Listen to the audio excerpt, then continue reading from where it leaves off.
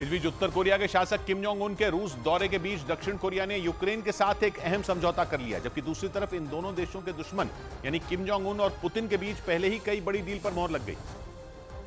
यानी दोनों कट्टर दुश्मन देश उत्तर कोरिया और दक्षिण कोरिया जंग लड़ रहे रूस और यूक्रेन को अपनी अपनी मदद देने में जुट गए। यूक्रेन के मीडिया के मुताबिक दक्षिण कोरिया ने जंग में तबाह हुए यूक्रेन के शहरों की मरम्मत के लिए मदद का भरोसा दिया, क्योंकि 18 महीने की जंग ने यूक्रेन के कई शहरों की सूरत बिगाड़ कर रख दी है।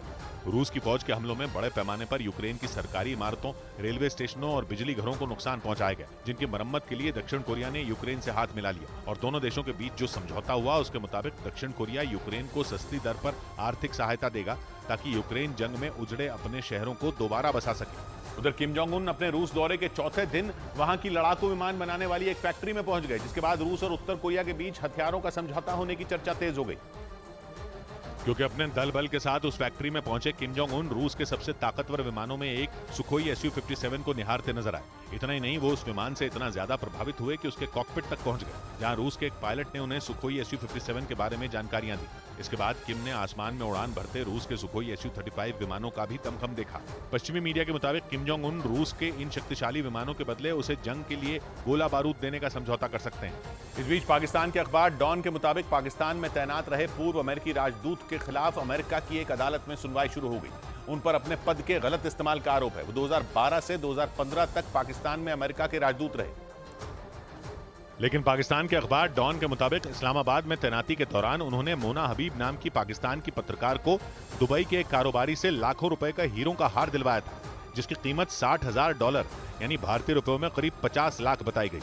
पाकिस्तान के अखबार डॉन के मुताबिक रिचर्ड ऑल्सन पर आरोप है कि पद का गलत इस्तेमाल करते हुए मोना हबीब को अमेरिका से पत्रकारिता का कोर्स कराने में भी मदद की गई थी। आरोप है कि उनकी फीस भी रिचर्ड ऑल्सन ने पाकिस्तानी मूल के एक अमेरिकी कारोबारी से भरवाई थी।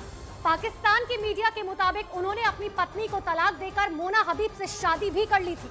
बाद में अमेरिका की खुफिया एजेंसी ने उनके खिलाफ जांच की और उनसे पूछताछ की, और सवालों का सही जवाब नहीं मिलने पर उनके खिलाफ मामला दर्ज कर लिया गया। उधर अमेरिका के खुफिया विभाग ने वहां अगले साल होने वाले राष्ट्रपति चुनावों से पहले चरमपंथी गुटों के हमले का अलर्ट जारी कर दिया। अमेरिका के खुफिया विभाग ने आशंका जताई कि चुनाव से पहले वहां कुछ जगहों को निशाना बनाकर हिंसा भड़काई जा सकती है, और इसके लिए अमेरिका के चरमपंथी संगठन विदेशों में बैठे आतंकवादियों की भी मदद ले सकते हैं।